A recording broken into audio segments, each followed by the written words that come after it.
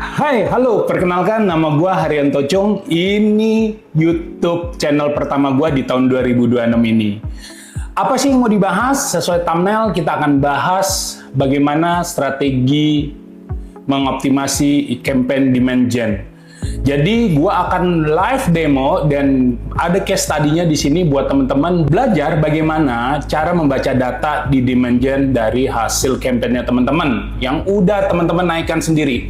Kebanyakan nih teman-teman tuh bingung sendiri setelah naik campaign demand gen, terus mesti ngapain ya, cara baca datanya gimana, dan lain sebagainya. Nah, gue usahain konten ini bakal minim cut-to-cut-nya atau bakal minim editnya. Kenapa? Karena gue akan live demo, gue tunjukin semua apa yang terjadi di dashboard, gue kasih lihat semuanya. Jadi nggak ada tuh istilah, wah itu editan, itu gimana? Nggak. Jadi gue nggak mau kayak di luar sana yang cuman by screenshot, by ya klaim-klaim self sendiri lah ya. Jadi gua mau tunjukin boncos ya boncos. Lalu kalau boncos apa yang perlu dilihat, apa yang perlu diperbaikin. Dan yang paling penting teman-teman di sini bisa langsung belajar bareng gua. Dan ini video pertama setelah 6 tahun lalu gua posting terkait dengan hal-hal teknikal. Nah, biasanya gua bikin ini di e-course gua, Google Ads Cuan Formula. Nah, buat teman-teman yang mau belajar, gue udah siapin A to Z-nya juga ya di course Google Ads Cuan Formula. Oke, tanpa basa-basi, langsung aja masuk ke campaign-nya. Tapi sebelumnya, seruput teh dulu. Oke, ngeteh dulu, Mas Bro. Oke, ini campaign demand gen yang gue udah bikin. Waktu tanggal 10, saya setting cost daily-nya 200.000. Nah, nanti saya kasih tahu ya alasan kenapa saya setting 200.000 dan kenapa di hari berikutnya saya turunin jadi 100.000 ya, gitu. Nah, pada saat iklan ini atau konten ini dibuat, masih jalan ya, udah 3 hari 100.000, dan di tanggal 13, ini jam 11 siang, di tanggal 13 iklan ini masih jalan dan baru habis 32.000. Oke? Nah, kita langsung masuk aja ke level campaign-nya. Jadi teman-teman kalau optimasi demand gen, teman-teman tuh saya asumsikan sudah ngerti yang namanya micro dan macro conversion. Jadi apa itu micro dan macro conversion? Artinya setiap iklan yang kita lakukan, kita track engagement-nya, mulai dari page view, scroll deep gitu ya, untuk men-track hasil dari bukan hanya dari performa iklan, tapi performa dari landing page kita. Karena setiap iklan yang teman-teman jalankan di Google Ads itu pasti menuju ke namanya landing page. Nah, di dalam landing page kita harus ukur aktivitas user yang kita bidik. Dia ngapain? Mulai dari baca headline, baca offer, dan lain sebagainya. Dan di micro conversion ini kita bisa lihat, oh ternyata iklan kita kalau dari segi CTR-nya sudah bagus, artinya iklan sudah tidak jadi masalah. Nah, berikutnya masuk ke dalam landing page. Offernya seperti apa, penawarannya seperti apa, dan isu-isu yang kita bidik dari landing page itu mengena tidak dengan target audiensnya. Oke, langsung aja. Ini masuk lagi ke dalam campaign-nya. Oke, kita setting ya ke tanggal 9 sampai tanggal 13. Nah, kita lihat ya, bidding strateginya masih learning dan cost daily-nya adalah Rp100.000. Nah, di campaign ini kita lihat ya, dimunculkan di mana? Ya, di YouTube, in-stream, in-feed, dan short.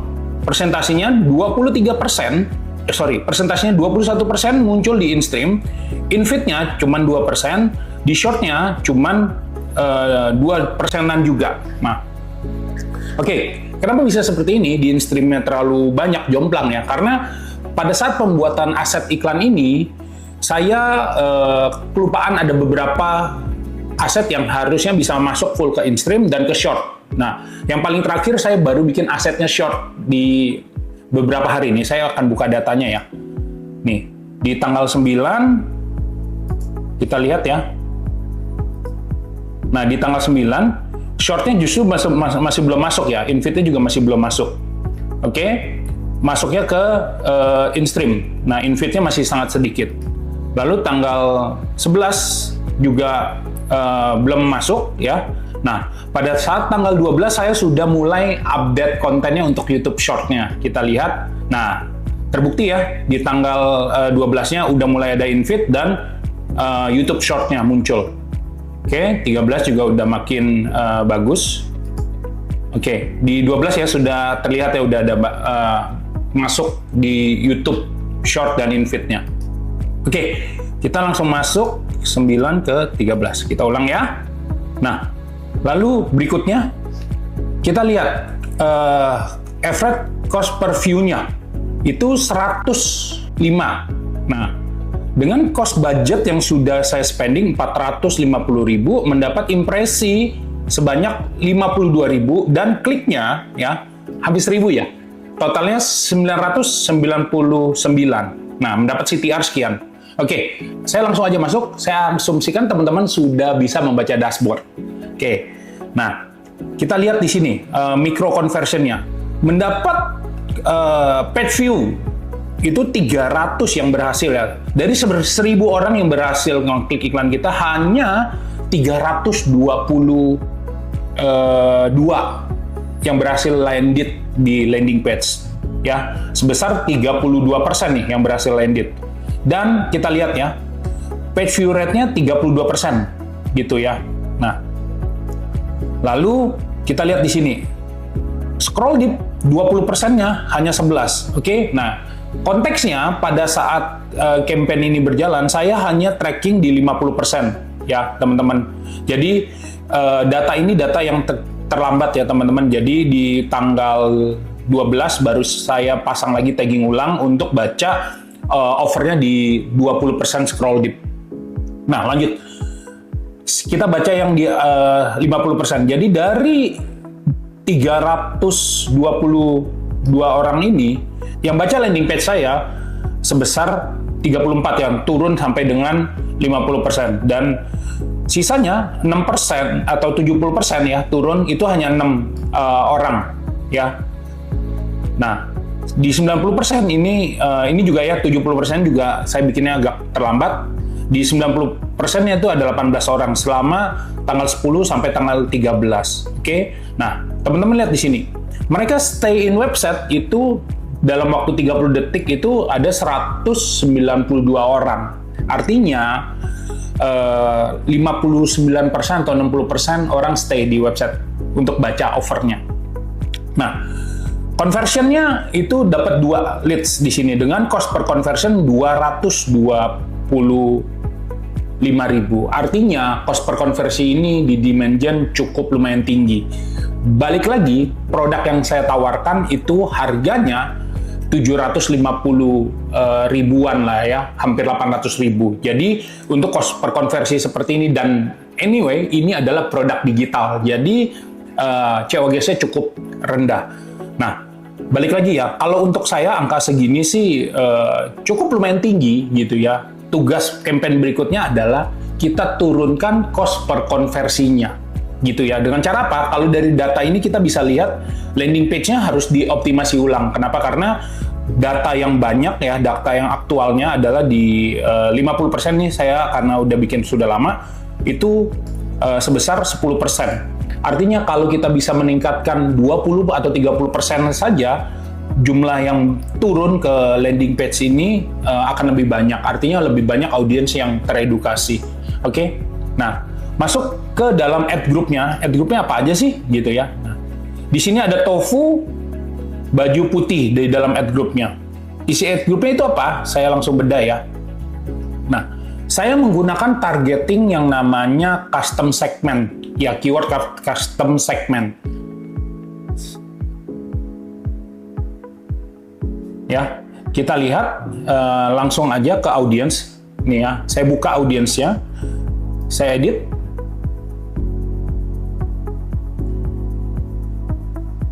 Nah, oke, di sini ya kita masuk ke edit.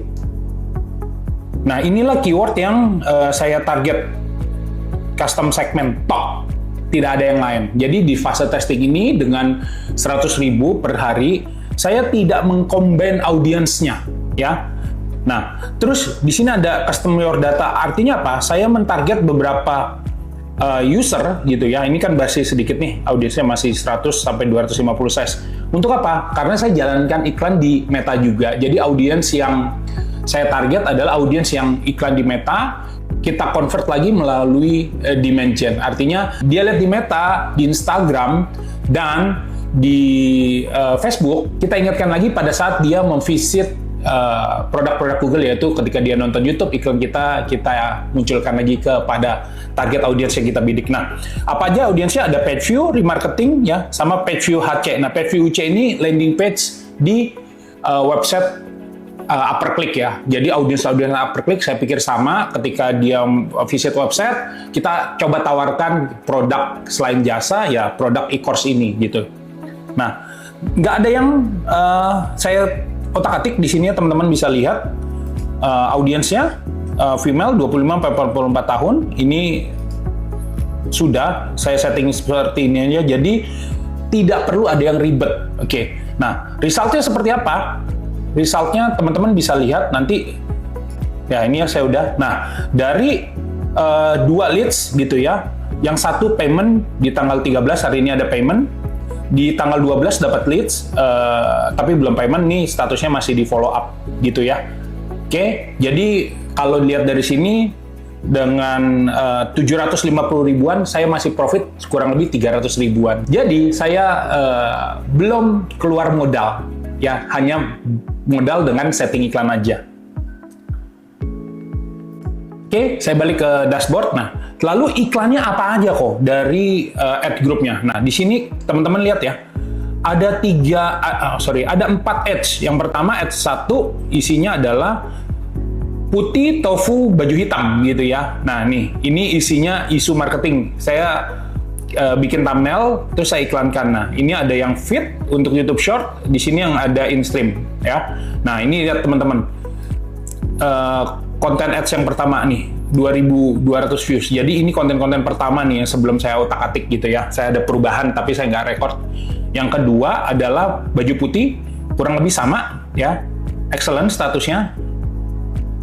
Ya, ini ya thumbnail 2. Teman-teman lihat ada 5.000 views, orang udah melihat iklan yang ini. Dan ini ya bentuknya ya. Jadi teman-teman harus siapkan aset-asetnya ya, berupa format videonya. Nah, ini lihat, kita bisa setting mau muncul di mana aja. Oke. Nah, yang ketiga adalah image yang sudah saya siapkan untuk mentarget ya audiens teman-teman. Nah, putih tofu image sama image tofu artinya apa? Ada 2 angle teman-teman. Kalau teman-teman lihat ya, 2 jenis image yang berbeda yang membawa angle iklan yang berbeda ya teman-teman di image tofu ini. Image pertama ini kalau desainnya sama tapi copywritingnya berbeda ya di dalam setiap image-nya gitu.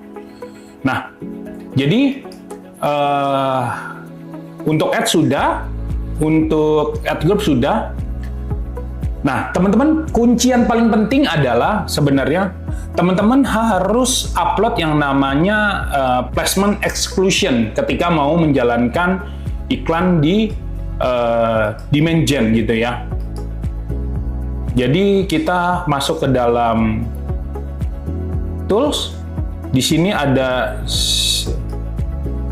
share library, di sini ada exclusion list. Nah, saya sudah upload untuk campaign ini ya, teman-teman, exclusion listnya. Nah, ini ya. Nih, placement exclusion list. Teman-teman lihat. Nah, ini ada data-data yang sudah saya upload gitu ya.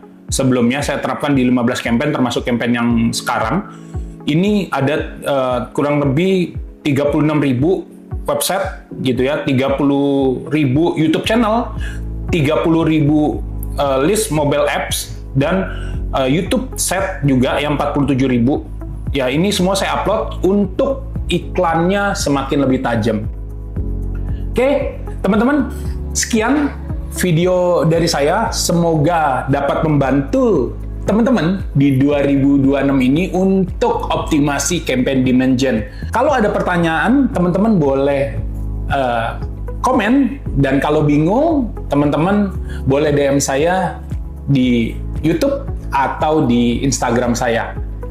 Sekian teman-teman, see you untuk video kedua. Nanti akan saya siapkan caranya bagaimana mempersiapkan campaign demand gen ya. Thank you, sampai ketemu di video kedua.